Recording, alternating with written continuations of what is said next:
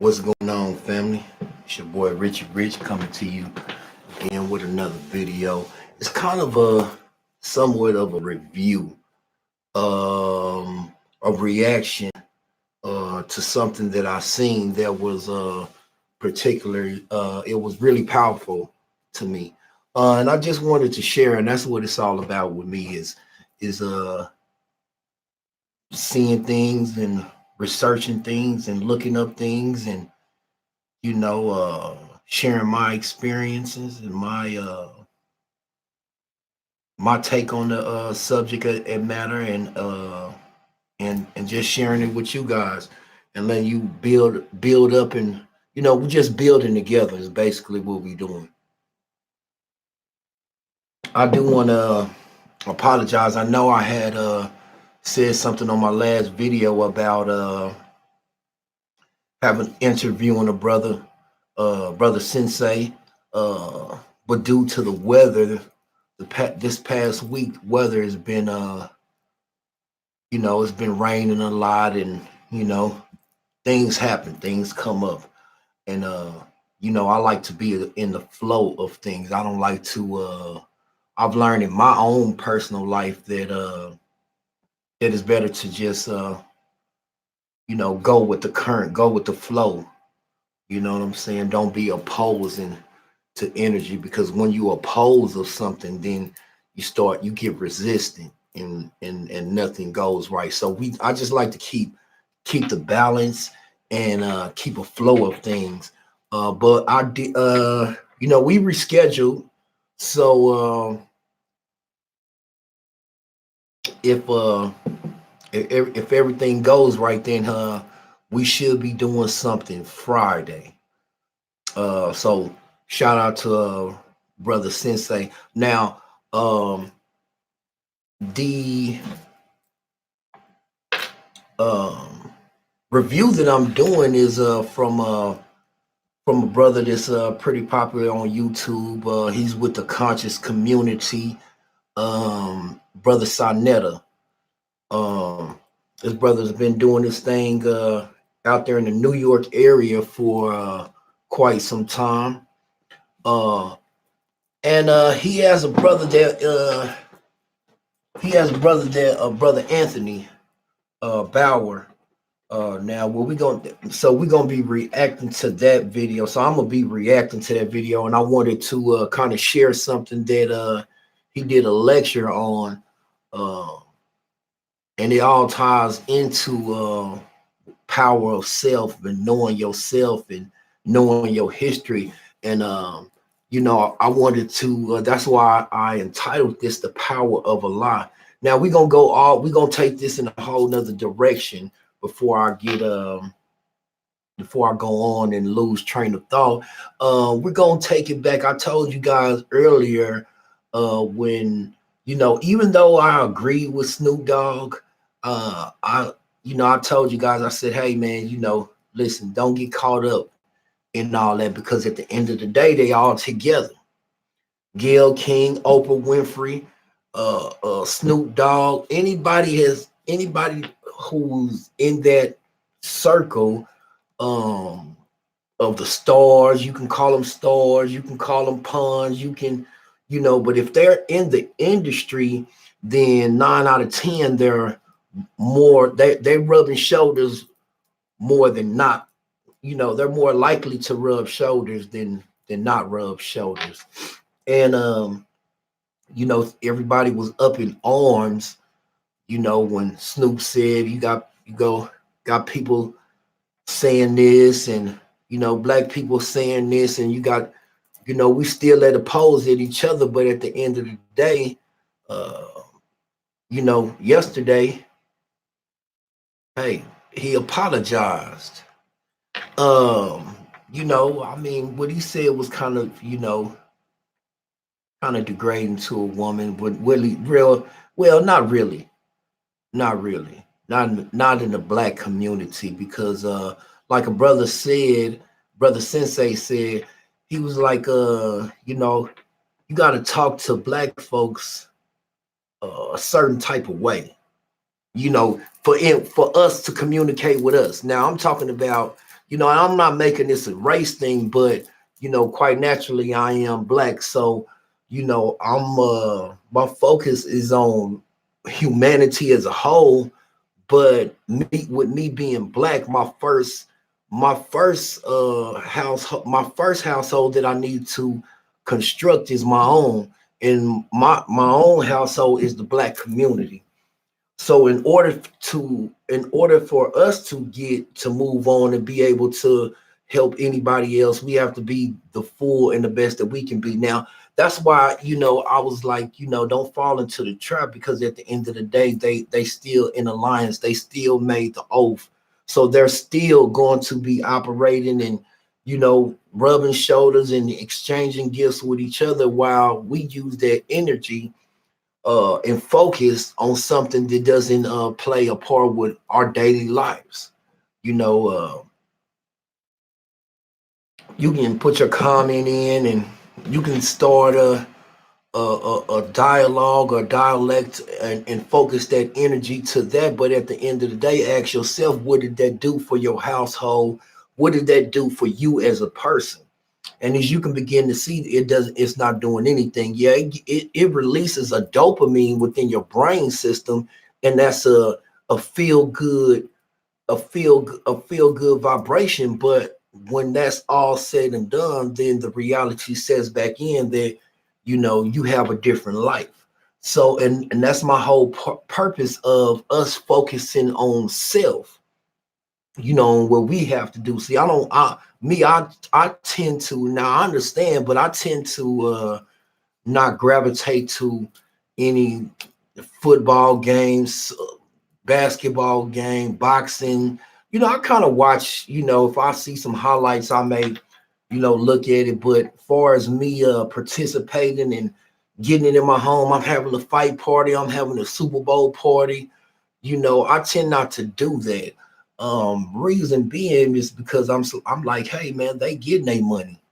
You know, I don't gravitate towards strip clubs. When I was doing my thing, I didn't go out and, you know, I didn't partake too much going to clubs. When I did go to clubs, but I didn't partake in it too much, because I feel like, hey, they getting their money. I need to focus more in on my money, me getting myself together. They doing the same thing that I'm trying to do, is get, and that's get some money. You know what I'm saying? So you know, that's all. That's my whole part, is for us to focus on self more. Um, you know, putting that energy where it needs to be focused and learning about self. Now, earlier this week, you know, and I've been going through a spiritual transformation. I'm just go ahead and say it, my whole life, because I've always been in the search of truth. I've always been a traveling man, and I'm saying traveling man because I've always went to different places, and everywhere I go, I sit down and ask an elder uh, uh, information. I would gravitate towards people who that you know, you got to sit down and talk to find out their information, and they'll, you know, drop books and things that I needed to read and cultivate my mind. So and you know, I'm from California and I'm in Texas, so I've always been a seeker of knowledge, for me, for self, because of who I am. Why do I respond to the way that I respond to things? Why am I approached the way I'm approached? Why am I looked at by the masses the way they look at me, and why do they respond to me the way they respond? You know, so I've always wanted to know, say per se, about me specifically. I'll never. I'm not a psychologist, so you know, I'm not saying that I wanted to study anybody else, but being in the situation in the area that I'm in, I had no other choice but to look and observe my surroundings, and make an observation, and see how the way that I lived in the environment that I came from, at the end of the day, affected my life ultimately. So you know, I guess in everybody, it's a little bit of scientific approach to things, right? So yeah. So anyway, it had me to think how powerful a lie is. Now, I just mentioned something about Gayle King and Snoop Dogg and that whole ordeal about her saying, the backstory about her saying something inappropriate about Kobe and his daughter and the other 7 people that lost their life in that tragic helicopter accident. Um, but the power of a lie. See, to me, that was a lie. That was a smoke screen of them getting into it. Putting on a whole display of going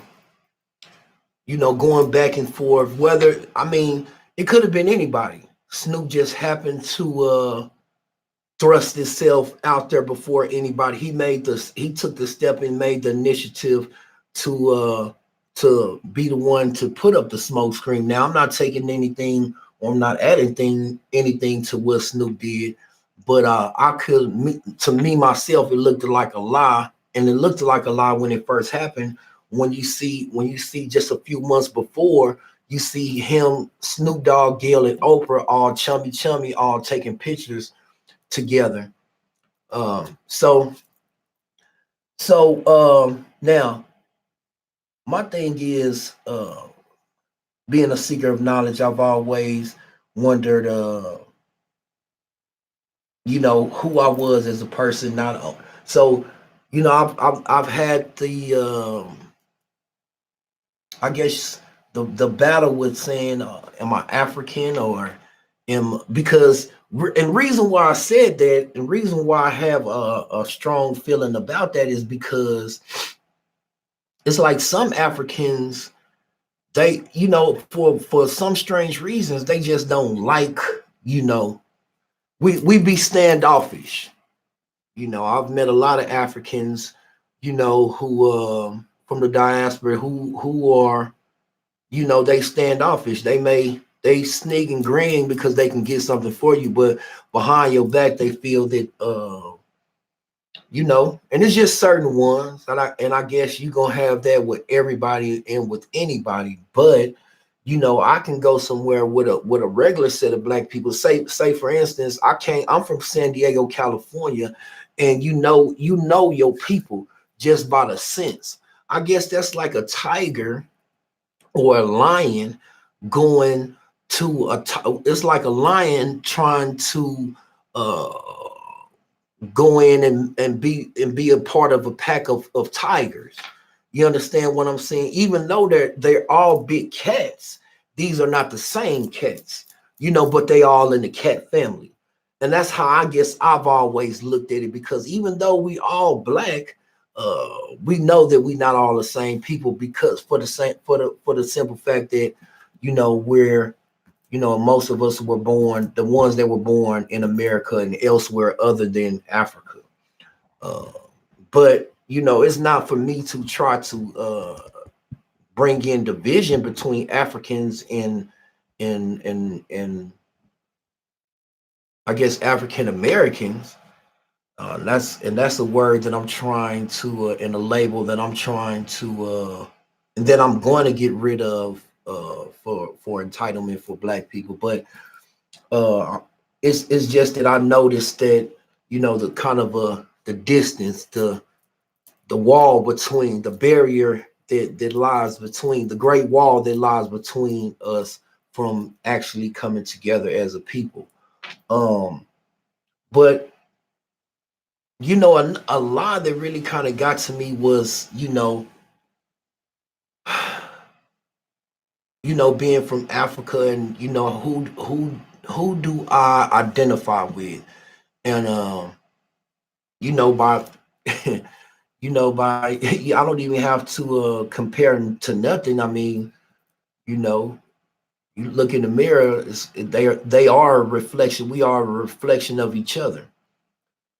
And since they know that, the first bones were found in Ethiopia, that's Africa. That's who I identify with. Now, it's always crazy because I was looking at the Bible and reading the Bible, and it's powerful to know who you are as a person.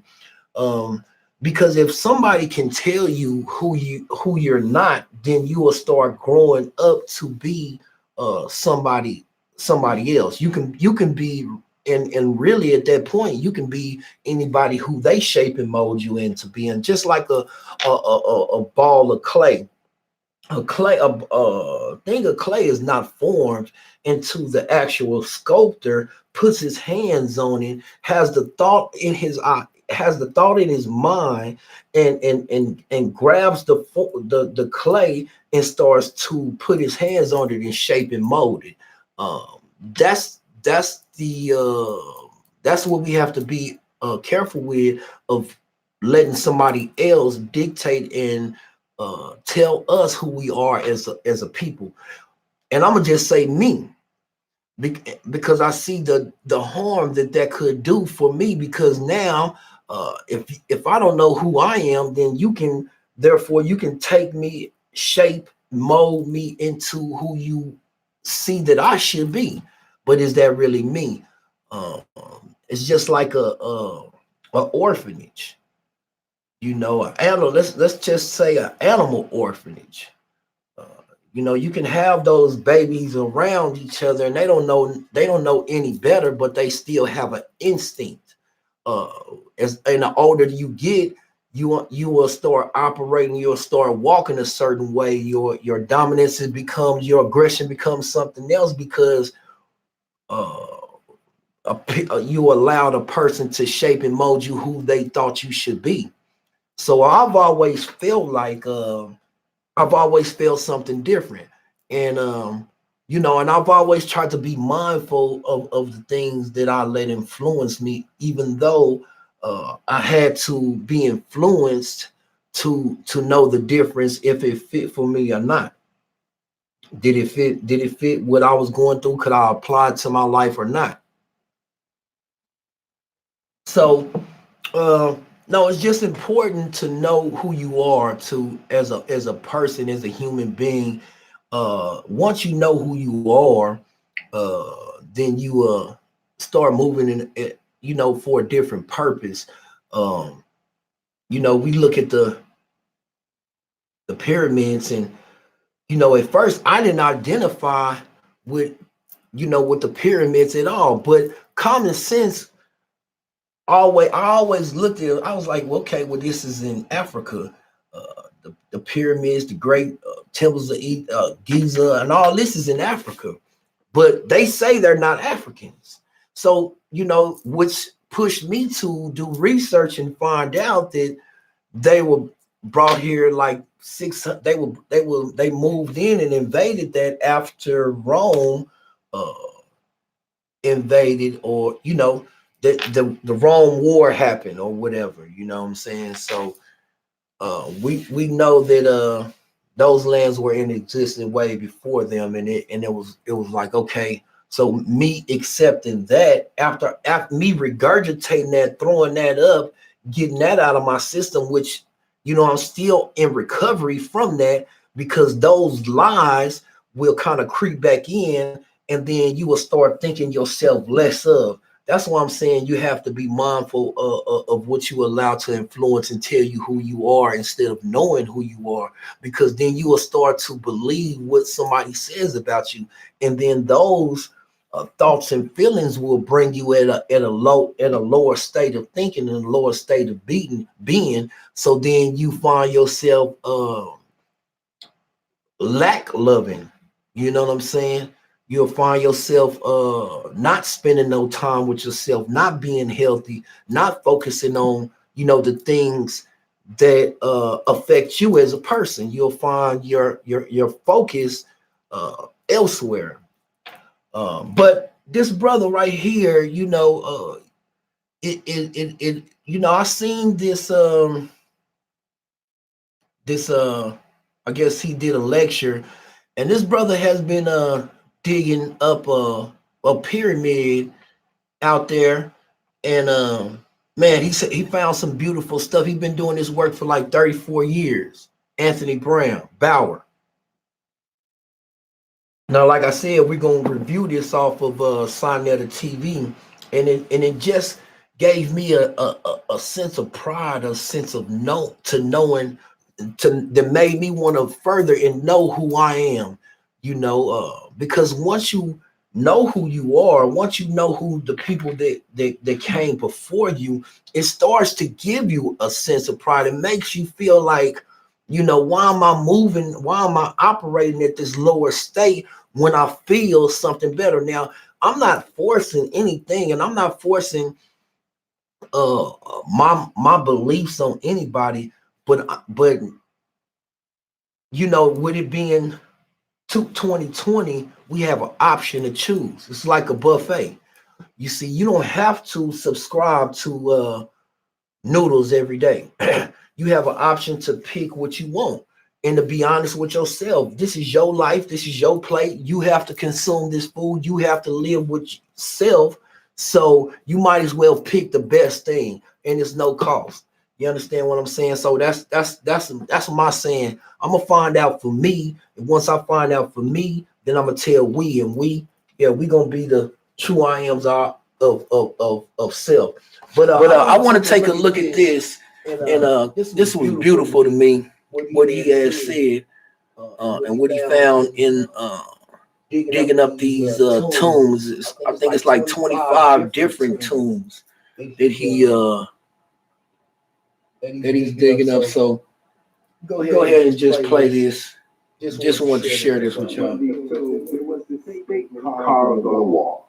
The statement says, to those who are yet be born, may they enter this tomb and see what is inside.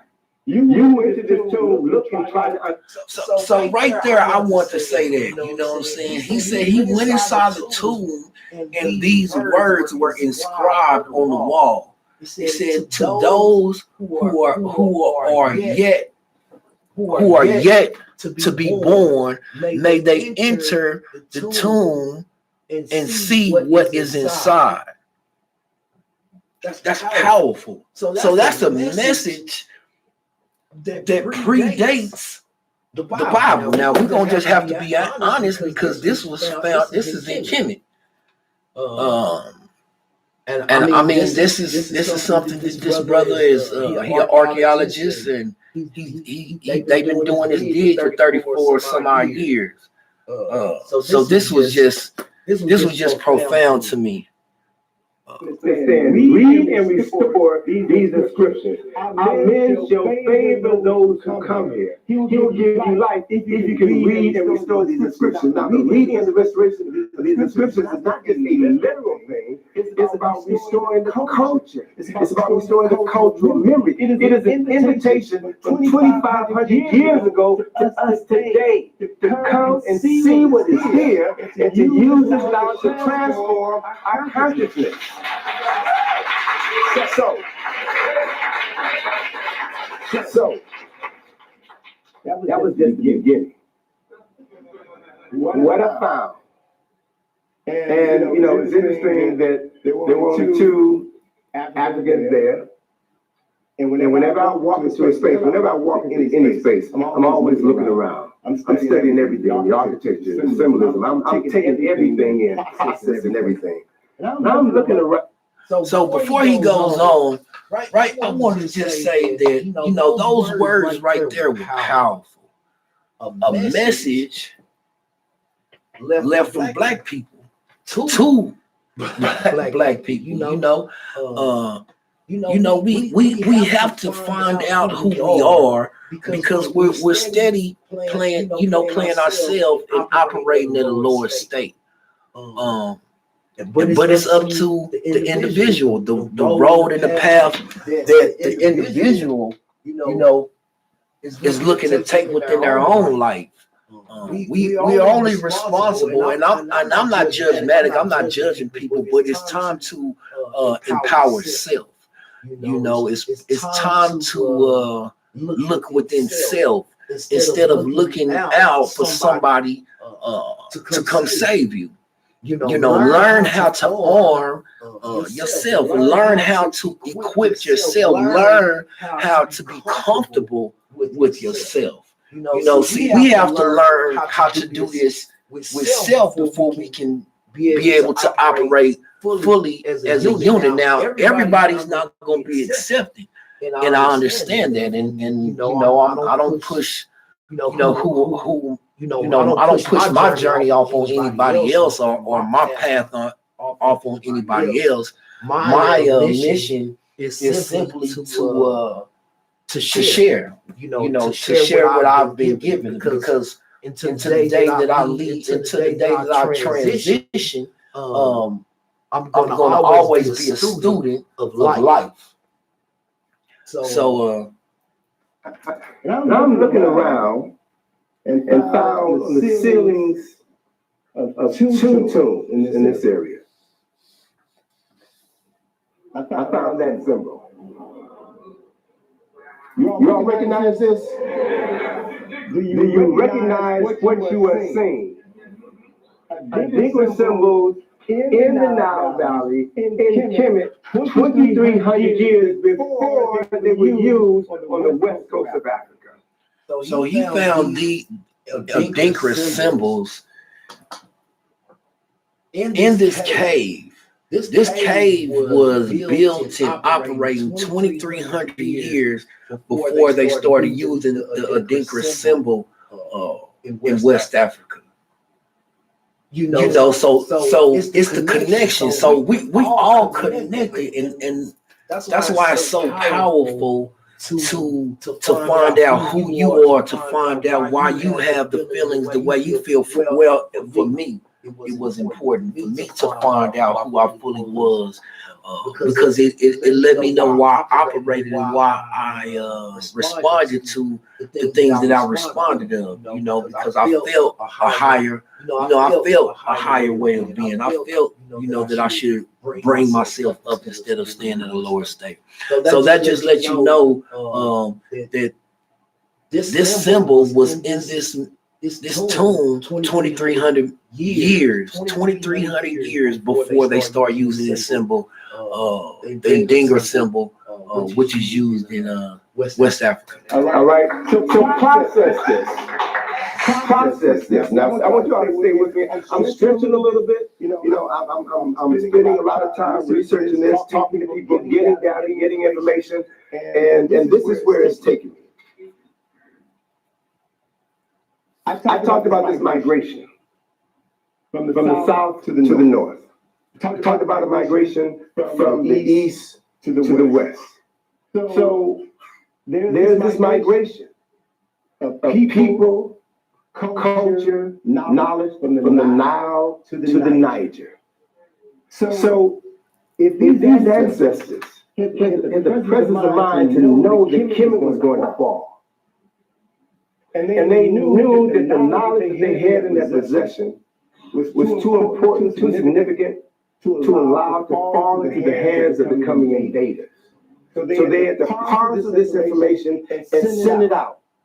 There were 6 different migrations. There's a book you all should read called Paths from the Nile, written by a colleague of Sheikh Najjar, a brother by the name of Abubakar Lam. And he documents 6 migrations out of the Nile River Valley into the Niger River.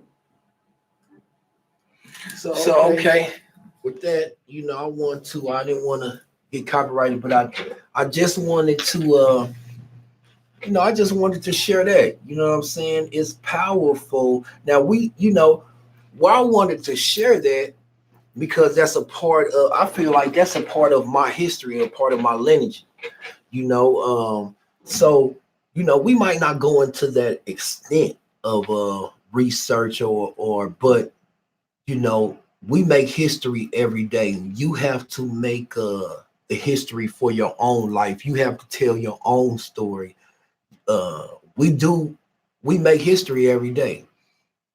Just being parents and coming up under the restraints and the things and the pressures, and still able to manage and still being able to smile is a story within itself.